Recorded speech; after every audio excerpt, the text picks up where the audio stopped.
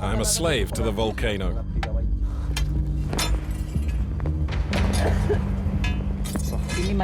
I lost all my teeth because of gas.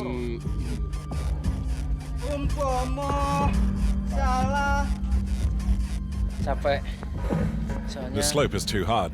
I can't take it anymore.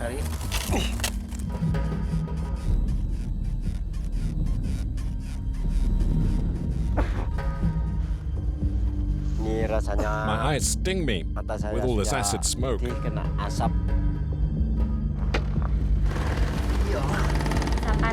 This man has sulphur in his lungs, and I don't know how much time he has left to live. I love this volcano. I respect it, because my life and my family depend on it.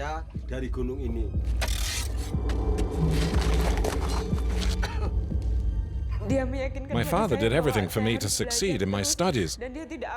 He will not stop working until I succeed in life.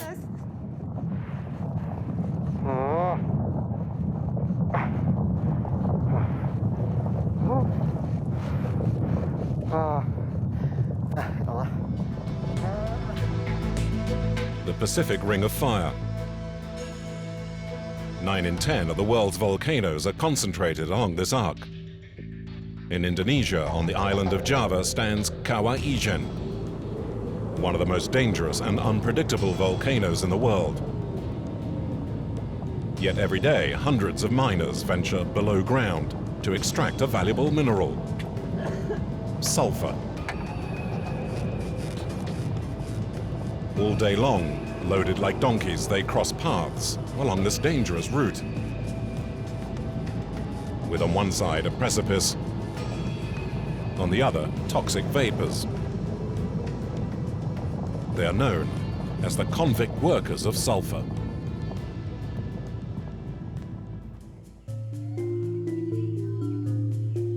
At the foot of Kawah Ijen, miners and their families use the particularly fertile land to grow rice and coffee.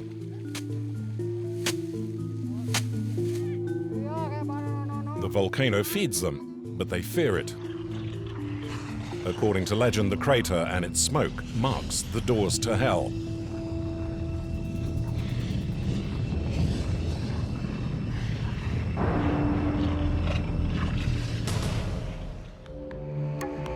It's 4 o'clock in the morning at the foot of Kawah Ijen. Matrison, aged 31, heads off in the pickup truck, heading for the volcano.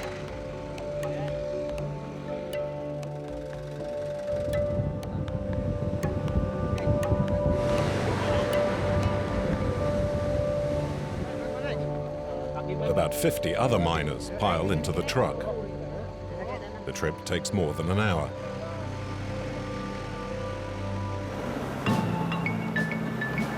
The road is narrow, slippery, and full of potholes. The driver zigzags between the holes.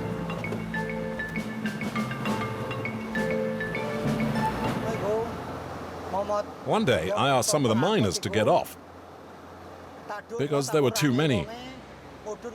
But they didn't want to, and some stayed crouched hidden in the bottom of the truck. Then others got on, making sure I couldn't see them in my rearview mirror. So I continued to drive. And when I got to the hill, the truck started to lurch, and then it flipped over. Fortunately, there were no casualties.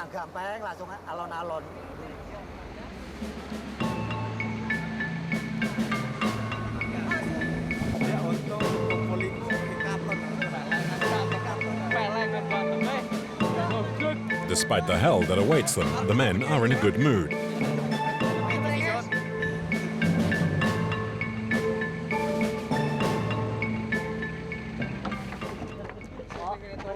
For Matrison and the others, the workday begins with a 2-hour walk. A warm-up before facing the dangers of the volcano.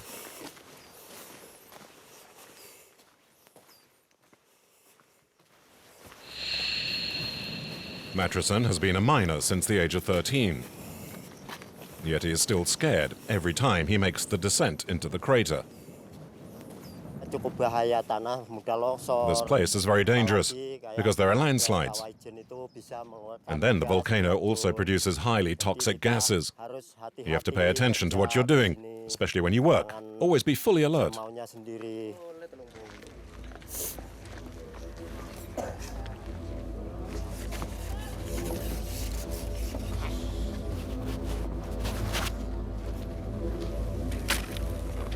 At the bottom of the volcano, pipes collect molten sulphur. When it's brought up, the contact with cold air hardens it, and the miners break it down with an iron bar. The work of these men looks simple enough, yet it is fraught with danger. At any time, the wind may carry toxic acid fumes, which burns their lungs. It's like swallowing boiling water.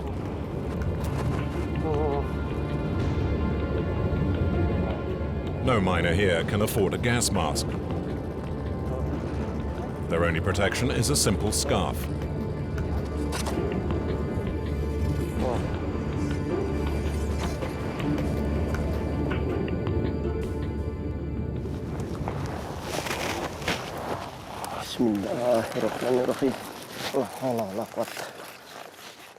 After an hour of digging around in the belly of Kawah Ijen, Matrisson has extracted 80 kilos of sulphur. The slopes are very hard to climb, but for me the hardest part is the one that starts at the bottom of the crater. To reach the summit, he must trudge about 500 meters with 80 kilos on his back. Each step is painful.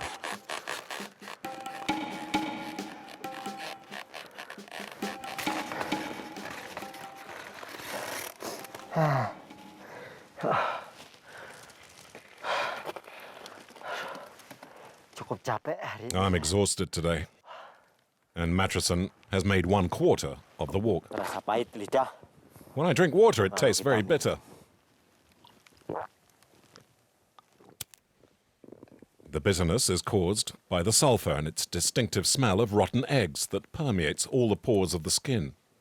I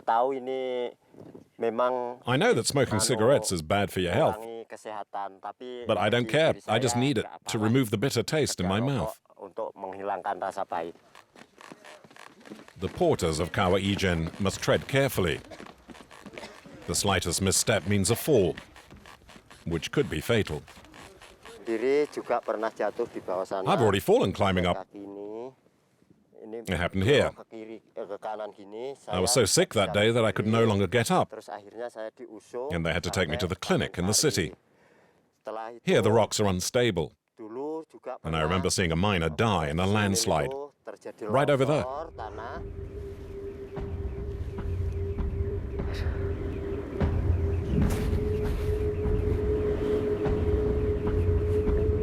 There's no time to rest, as thick smoke is rising towards him.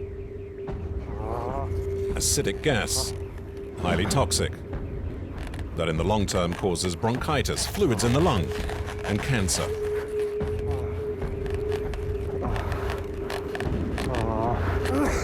Matrisson needs to hurry. The cloud is snapping at his heels.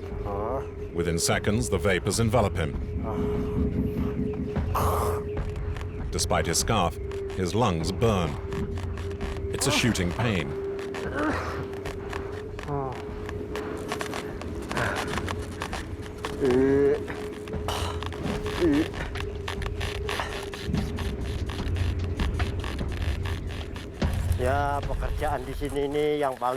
For us, the porters, the hardest part is the smoke.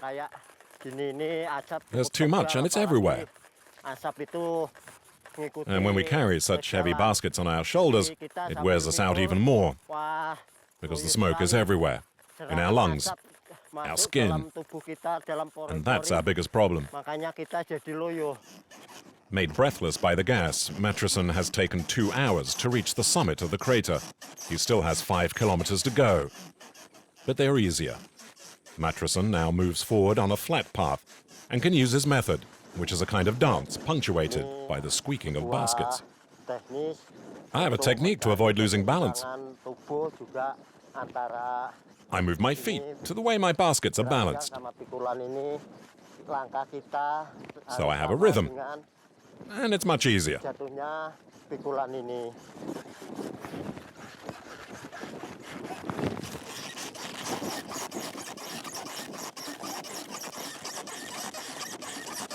After a 20-minute descent, Mattrison arrives at the first stage, halfway between the crater and the factory. This is where the miners weigh their baskets.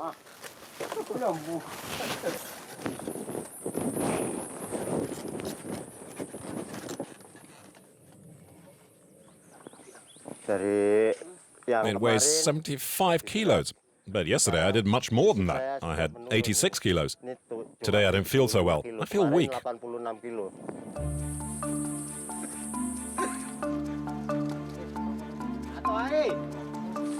Few men are able to carry more than 80 kilos in one go.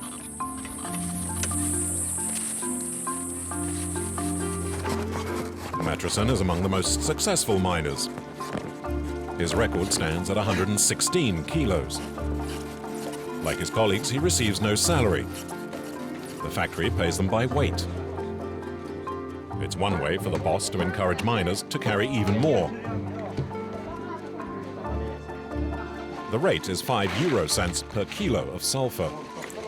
The miners are paid at each delivery, often with the company accountant paying them in candy or cigarettes to make up the small change.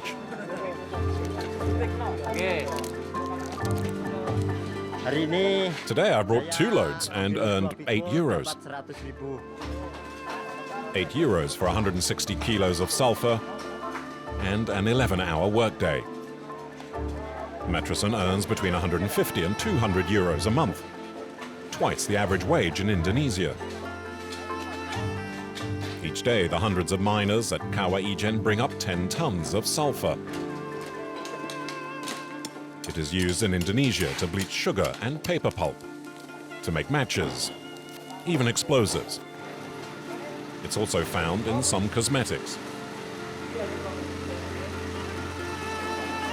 As this is a very pure volcanic sulphur, the ore simply needs washing, then filtering, to make it ready for market. For every kilo sold, the factory pockets 35 euro cents, 7 times what it pays to the miners.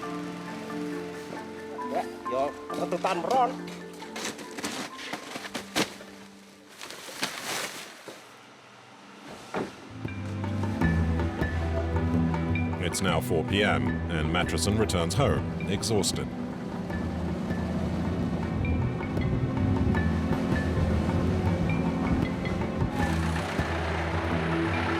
He lives an hour's drive from the factory in a small wooden house with his wife and 3 children.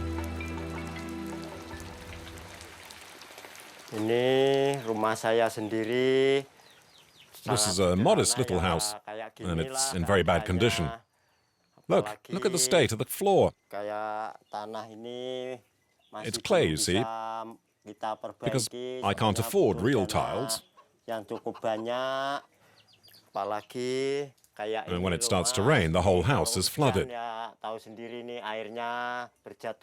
With water coming in from the roof, the whole floor quickly becomes mud.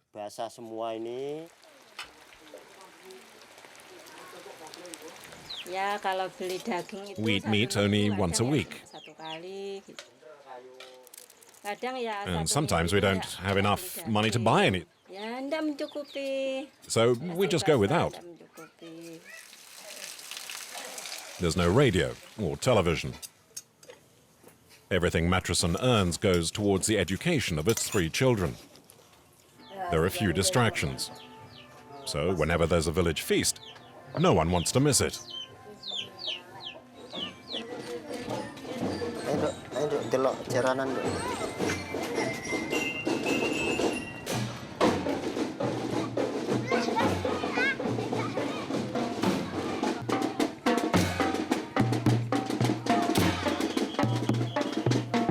Mattrison wants to show his children what is happening inside this tent.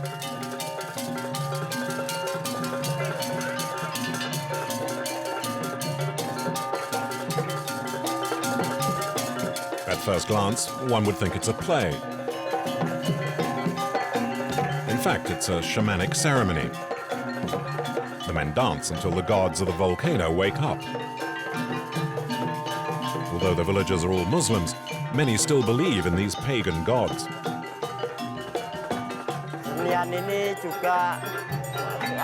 The men dance until they're in a trance. Then spirits enter their bodies and completely possess them. They can eat anything given to them, like coconut or flowers. But worse, they swallow glowing embers or pieces of glass. They've become unaware of everything and have no idea what they're doing. Luckily for them, the shaman is watching. Like this man who has swallowed a glass jar. If it injures him, it will be a bad omen. The gods would be angry and wake up the volcano.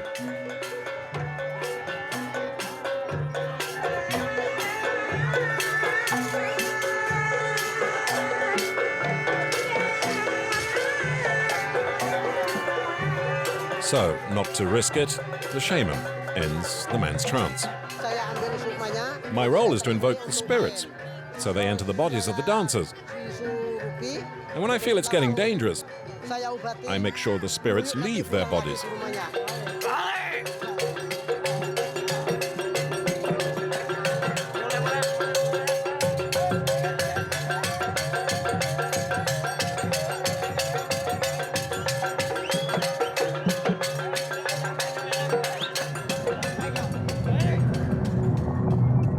The volcano is feared as far away as in the valley, but not for its eruptions of molten rock or lava flows. Kawah Ijen is dangerous because of gas explosions. It accumulates in the waters of the lake to form a bubble that bursts like a bomb. This is what seismologists fear. The seismograph can detect the slightest twitch of the volcano. It's imperative. The crater is under surveillance 24/7. And even when everything seems calm, if ever there were an increase in seismic activity, the volcanologists would immediately prevent access to the volcano. An explosion of the poison gas could kill everyone who is on the Kawah Ijen. Explosions are difficult to predict. One of the most deadly happened 30 years ago. It was 11 o'clock in the morning when a huge gas bubble burst on the surface of the water. That day there were many people in the crater. 60 miners and porters. They were there, over here, everywhere. They were even by the side of the lake. Black smoke came out of the crater and suddenly a man fainted. Someone went to help him and he fainted too. 11 other men were also affected. 4 of them died. 2 were very close friends of mine. I was very sad. On average, there's an explosion every 4 years. But within the crater, the danger comes from the sulphur itself. On this particular day, the men are worried. There are leaks. It paralyzes production, but more importantly, there are too many toxic fumes. There's too much smoke. We must put a tube through here.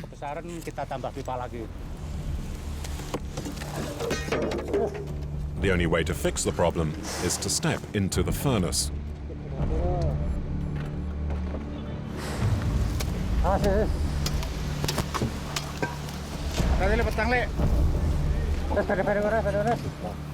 The men who risk their lives repairing the pipes are called volcano mechanics. With their ridiculous masks, they would probably survive no more than 5 minutes in the ultra-corrosive cauldron. So speed is of the essence.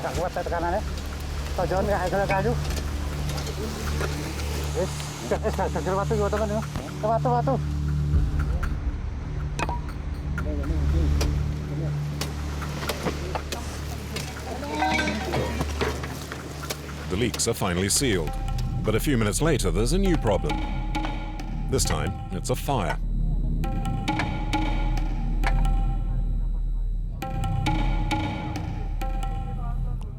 Up there is a fire. The temperature is 600 degrees. The rocks are molten. They're burning. If we don't manage to extinguish the fire, the entire production of sulphur might go up in flames. Sulphur tends to ignite easily in the open air. And on the site, there are several fires each day. Usually, they are quickly extinguished with this water pump. Only this morning, the pump has broken down.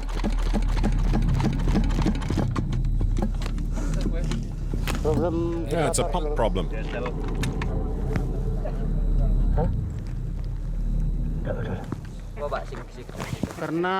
not a good sign. The machine is worn out, and the company doesn't want to buy a new one. So for now, we're forced to do everything by hand. We use a bucket and go up to douse the flames. With the machine, it takes about 10 minutes. But now, it's probably going to take us 1 or 2 hours. The machine is almost new, but has been damaged very quickly. This is because of the sulphur. It's so acidic. Some porters have been waiting patiently for over 5 hours to start work. And concern is growing. Because soon, as on every afternoon, the winds will turn and toxic fumes will invade the crater. When the pump finally starts working again, it's almost too late. The fire is beginning to spread. If we can't extinguish it now, we'll have to try again later.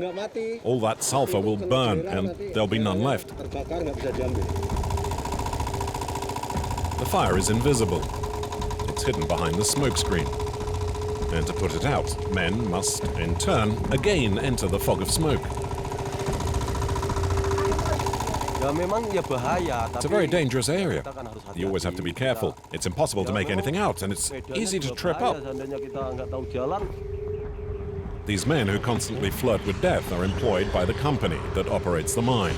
All are former miners who no longer have the strength to carry the heavy loads of sulphur.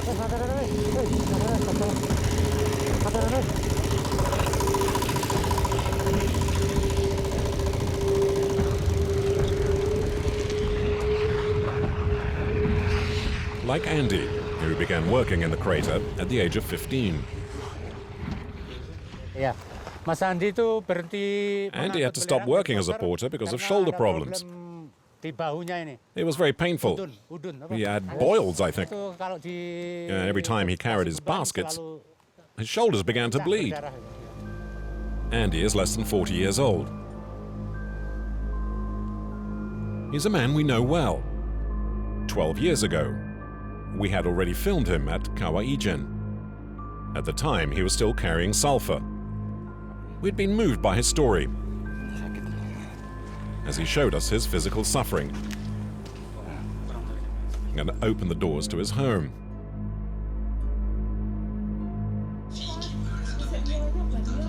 We returned to his home to show him the report that we'd made. He watches along with his family. You see, that's where your father works. Yep, there it is. I was younger then. I could carry sulphur with my friends then. Now I'm not strong enough. As the film progresses, there's an uncomfortable silence. Andy remains impassive, while his wife and daughter are glued to the screen and looking worried. They understand the pain and suffering he endured for years, a reality he had preferred not to talk about.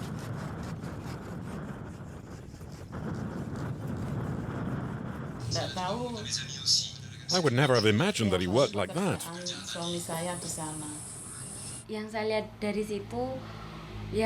I'm very touched by the film. I only now realize how very painful my father's job is, especially during those days, and he never complained about his working conditions.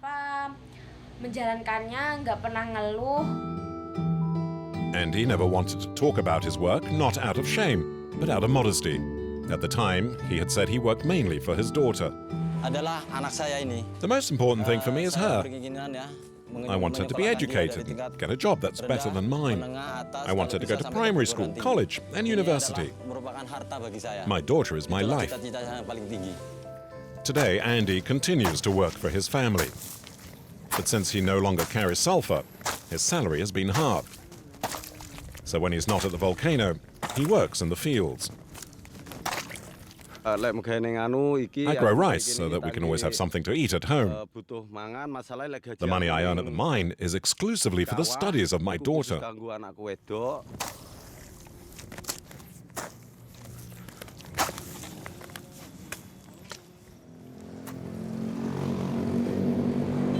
The school which Andy's daughter attends is a 2-hour drive from their house.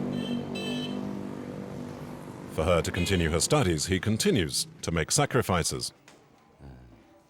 I found a studio for my daughter to be closer to her school, and I pay the rent every month.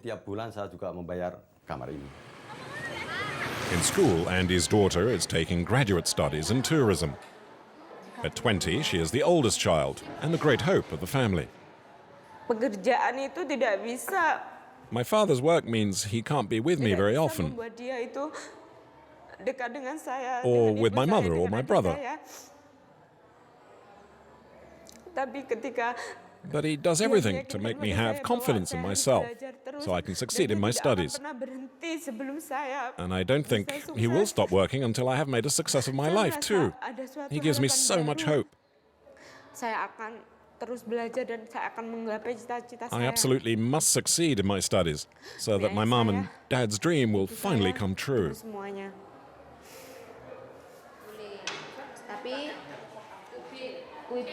In this Indonesian province, education remains the only means of escaping poverty.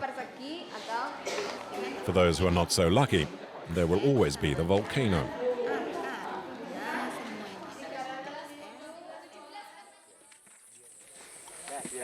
And this is true for Warten, age 19. This is his first day working at Kawah Ijen. Matrosen has agreed to teach him the ropes. Training begins with the choice of baskets.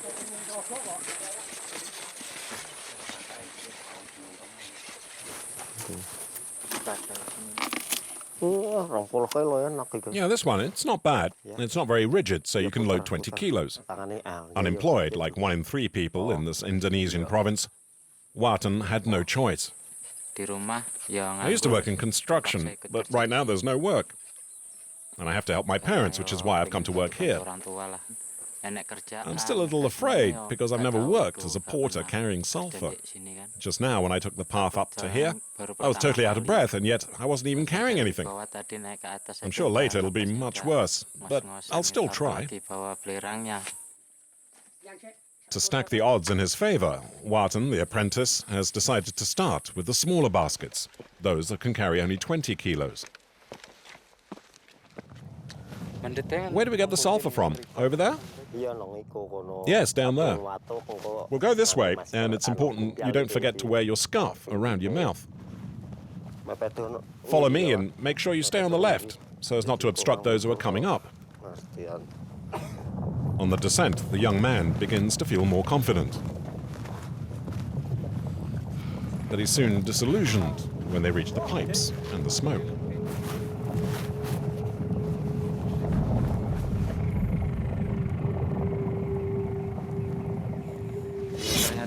In fact, it's difficult.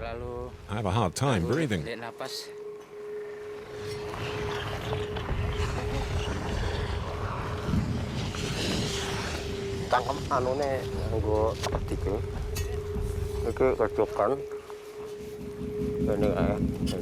Put your handkerchief in your mouth and start with this piece here. And then you take it out, like this.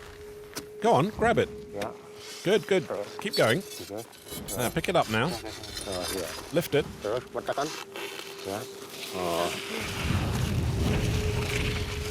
Warten tries vainly to overcome his uneasiness.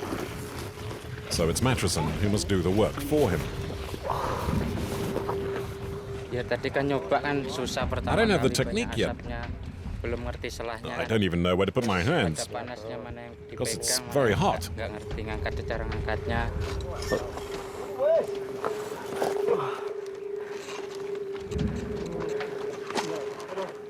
The next challenge is to deal with the baskets. I'll show you the proper technique to carry your baskets. First off, you squat down like this. That's it. Now put the bamboo rod on one of your shoulders, put your hands there, and stand up now. Now check you're properly balanced. Looks like your baskets aren't balanced. One is heavier than the other. Okay, put them down again. Kayaknya nggak sanggup, berat soalnya. I have the feeling that I'll never be able to carry the baskets. Nggak nyampe mungkin. They're so heavy. Berat, jauh kan? The two men now reach the steepest part of the climb. For Varden in thongs, the ascent is a nightmare. Even with boots on his feet, Matchison has also had enough. I don't wear socks because they would last a week. So what I do is put in some cloths. They quickly fall apart. But if I didn't do that, the stones would scorch my feet.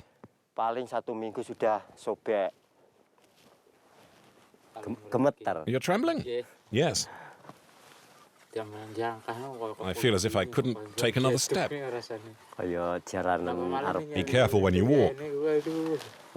Never look to the left or right, and especially never look down. You'll get dizzy looking at such small people down in the crater. You must only look where you put your feet. And it's important that you don't look anywhere else.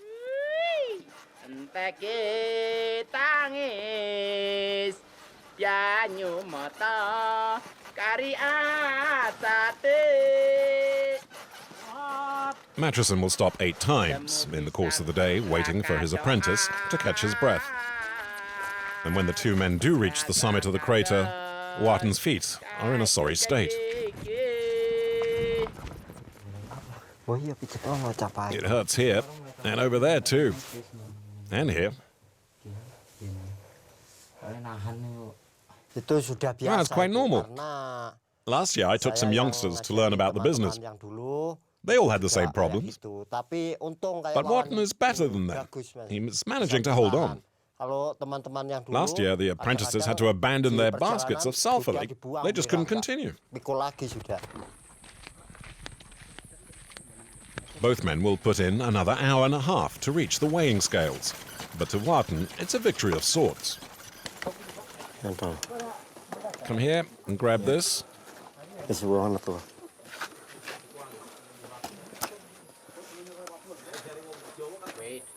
30 kilos.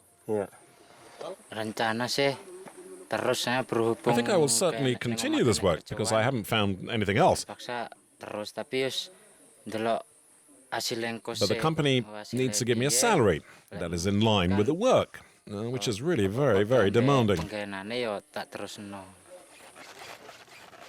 But for the so-called sulphur convicts, only the strongest men manage to earn a decent living.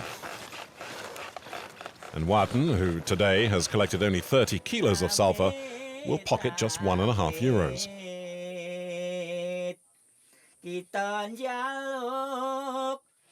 Halfway between the crater and the factory, at 2,000 meters above sea level, 15 men live in these shacks without running water or electricity.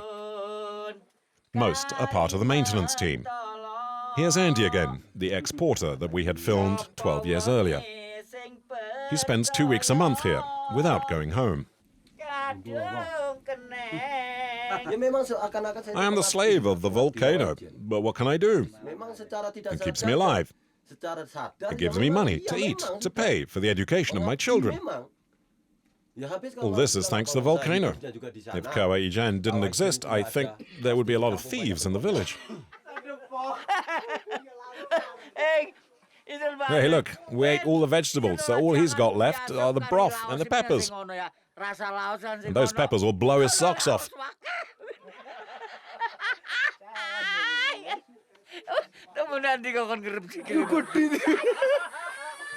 Cut off and isolated, the men kill time as best they can. Saya teman-teman semua di sini, teman-teman. For us, it's very important to work with real friends. Satu, kalau ada saya sakit, If we were to get sick, they're always there to help us. yang mijit-mijit, terus kalau And when we saya feel lagi down, sakit, they help teman boost your yang morale. saya. Ya, kalau sedih caranya seperti tadi, nyanyi-nyanyi sama teman. And sometimes we sing together to help us forget how tough this life is. Kesedihan. Nightfall is at 5 in the afternoon. The men are preparing to go to sleep. Once, Mattrison, the porter, has decided to stay with them. Ini saya I've made my own torch bikin obor untuk persiapan nanti to be able to work tonight on the Kawah Ijen. Kawah Ijen. The next morning, he will have to begin work as early as possible to make up for lost time with his young apprentice. Dipakai pikul ya? At nighttime, the temperature inside the cabin drops below 5 degrees. To protect themselves against the cold, the miners sleep fully clothed. Ini pakai ginian biar anget. I put it on to keep me warm, otherwise I'd die of the cold. Nggak pakai ginian. It's called a dingin poor sekali. man's blanket. Ini namanya It's just an old potato sack. For Andy, like Mattrison, the night will be a very short one.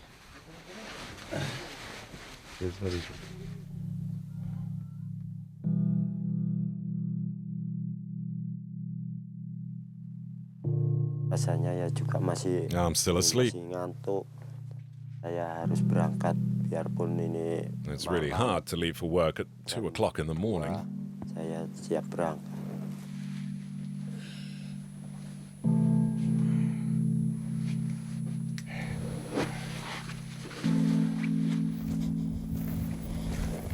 Andy and Mattrison are far from being the first on the slopes of the volcano.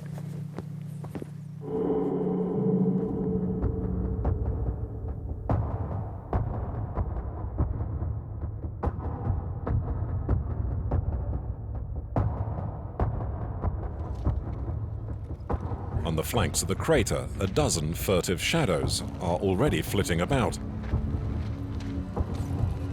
You can't see them, but they can be heard.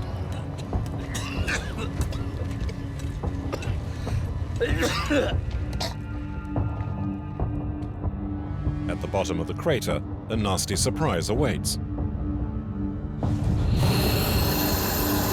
According to Andy, the mechanic, these are the blue flames produced by burning sulphur, and there's a fire that's getting bigger. kalau terbakar If I can't put out the fire, all the porters will have it in for me, and my boss will be furious. The sulphur won't make it through, and I won't be paid. Saya tidak dibayar nanti. If by day putting out the fire is difficult, by night it's hell.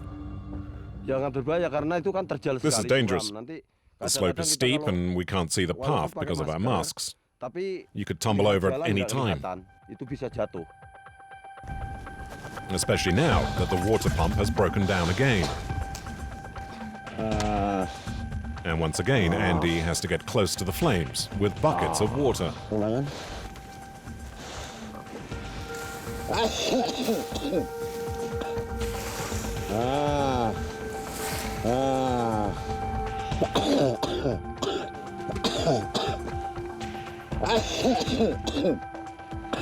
Asapnya masih naik. Biar turun dulu.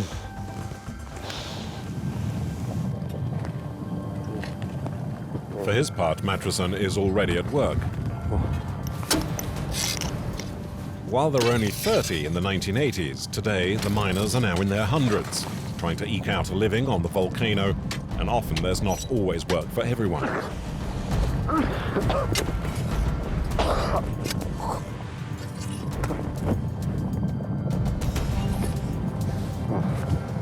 Mattrison takes advantage of the night to pick up as much sulphur as possible before his competitors arrive. It will take him barely 20 minutes to fill his baskets. The disadvantage is that in the darkness, the climb up is even more dangerous than in the daytime. One misstep means plunging into the ravine. Kalau malam hari suasana At night you see nothing. It's too dark. gelap, makanya And it's saya pakai complicated. obor. Jadi We are forced to use a torch. saya And you have to jalan walk very slowly. pelan-pelan, lain sama While during the tiap day hari we're much saya faster, of bisa course. Agak cepat jalan.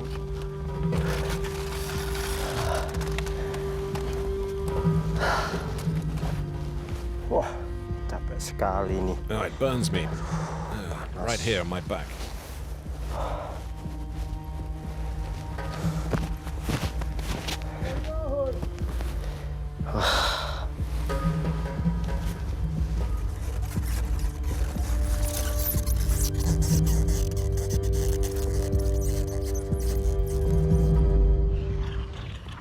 As day breaks, Mattrison hurries off to drop his sulphur the more quickly to return to the volcano and stay ahead of the other miners.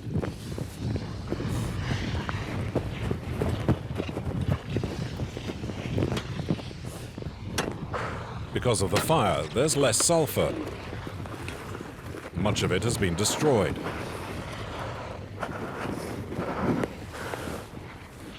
Ambil satu keranjang. Today, for example, I filled up the baskets with sulphur to be ready when I come back along tomorrow morning. Saya mau ambil lagi ke sana. Jadi besok pagi. That way, I just need to pick them up here. Saya tinggal ngambil di sini. Mattrison is in a hurry because he has an important appointment.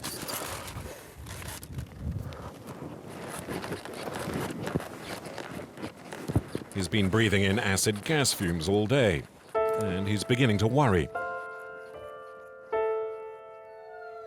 So, for the first time in his life, he's decided to consult a doctor.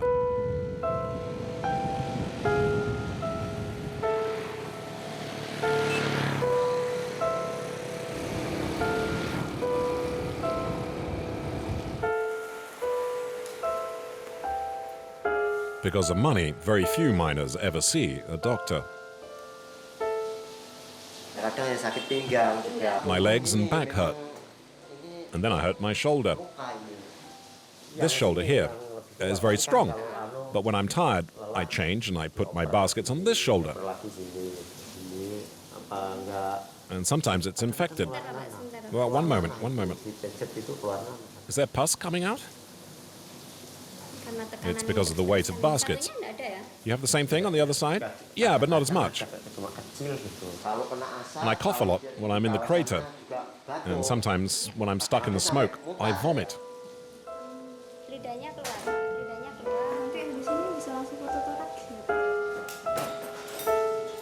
But it's the state of his lungs rather than his shoulders that worries the doctor. Mattrison is 31 years old. Usually miners don't seek such treatment. He has made the effort to reassure his family. But above all, he's hoping that the doctor will not ask him to stop working.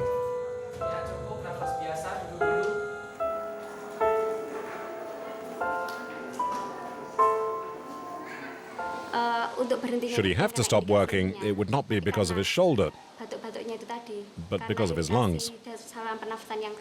He's breathed in sulphur fumes, which went right down into his lungs, and it can be fatal. And I really can't tell you how much longer he has left to live. The life expectancy of those who work on the crater floor rarely exceeds 40 years.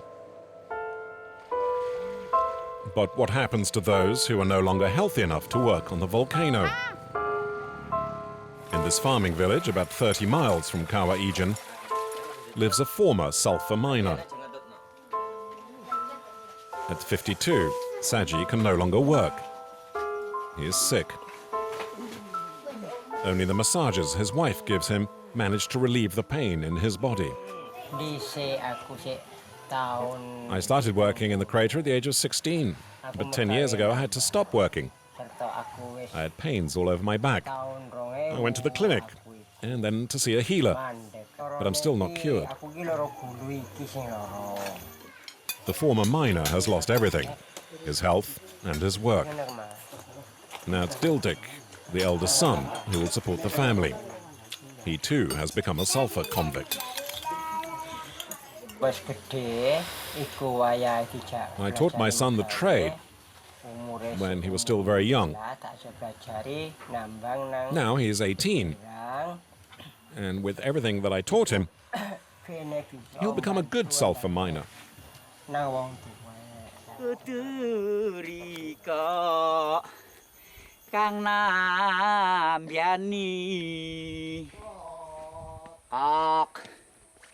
At 18, Tildik is the youngest porter at Kawah Ijen. Here, when the miners are not working for their children, it is their children who work for them. My goal in life is not very complicated, really. I'd like only to build a house and be able to take care of my parents and my brother and sisters, and be sure they want for nothing. These days, once again, there isn't much work. The fire destroyed some of the stocks of sulphur.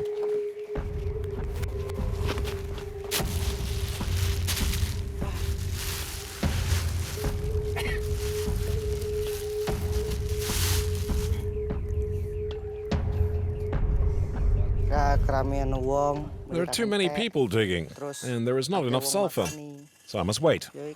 But if necessary, I can stay here until midnight, or all night, in order to fill up my baskets. And it doesn't scare me if I have to.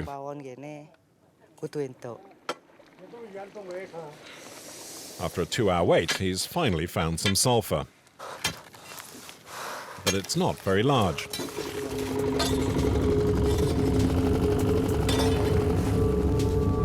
To complete his load, he forages for pieces left by others.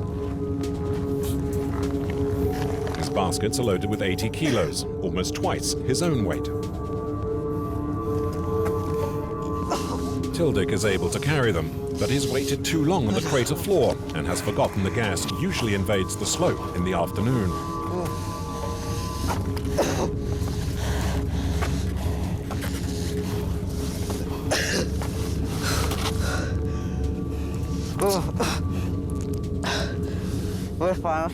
The back of my throat. I can really feel it burning.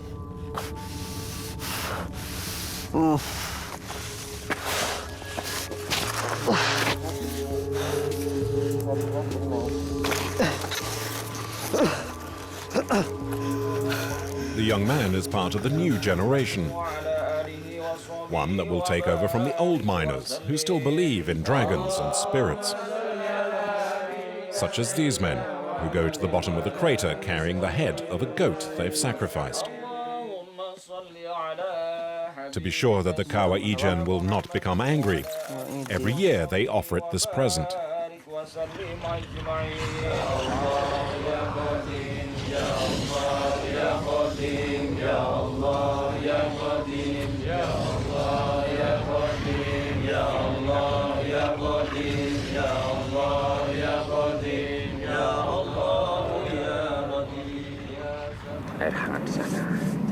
With the ceremony, we hope that the production of sulphur will be good throughout the year.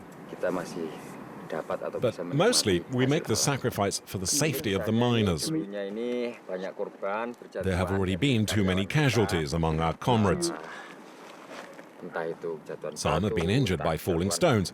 Others have been buried by landslides. And down there are others who have fallen into the acid lake. So it's better to kill a goat than to see our friends die. For 200 years, the sulphur workers have been taking the perilous paths at Kawah Ijen. The volcano remains as active as ever. To survive, Matreson, Andy, Tildik, and the others may have to work for a lot longer in the land of the sulphur convicts.